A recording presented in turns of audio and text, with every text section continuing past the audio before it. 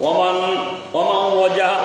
ওয়াজাবা আলাইহিল হজ্জু ওয়া লাম ইয়াহুজ্জু ফালা আদরি আলাইহি আন ইয়ামুতা আলা গায়রি মিল্লাতিল ইসলাম।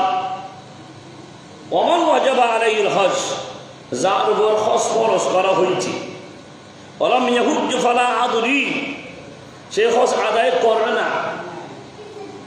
না আলাইহি আন ইয়ামুতা, আমি জানি না হয়তো, আমার রাসূল বলেন আমি জানি না হয়তো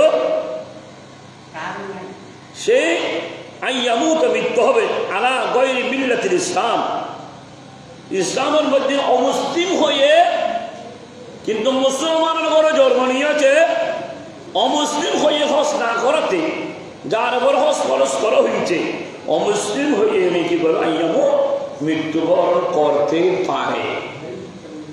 وقال صلى الله عليه وسلم من أيسر ولم يهج ومات على ذلك فهو في النار ذات الوحشة والظلام।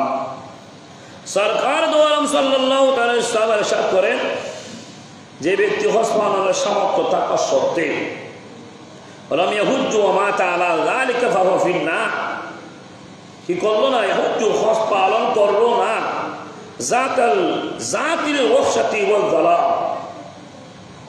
এমত অবস্থায় ওয়া মাতা মৃত্যুবরণ কালে আলা যালিকা ফাহুয়া ফিন্নার,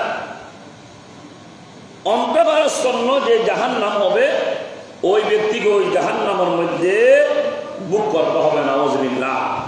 যে জাহান্নাম ওয়াজ্জালাম, যে জাহান্নামের মধ্যে অন্ধকার, সেই জাহান্নামের মধ্যে হজ ফরজ হওয়ার সত্ত্বেও হজ করলো না, ওই রকম জাহান্নামের মধ্যে তাকে বুক করতে হবে, এখানে অবস্থান করতে হবে। নাউযুবিল্লাহ। তো আমরা করি না কোনো হজ করার পর দৌলত বেশি বেশি বাড়ার জন্য, বিল্ডিং দালান করে বাড়ার জন্য, ব্যবসা বেশি বাড়ার জন্য করে থাকি, কিন্তু দুনিয়ার জন্য যদি আমরা দৌড়ি, দুনিয়া হাসাহাসি করি, কারণ দুনিয়াকে ছাড়িয়ে দিতে হবে।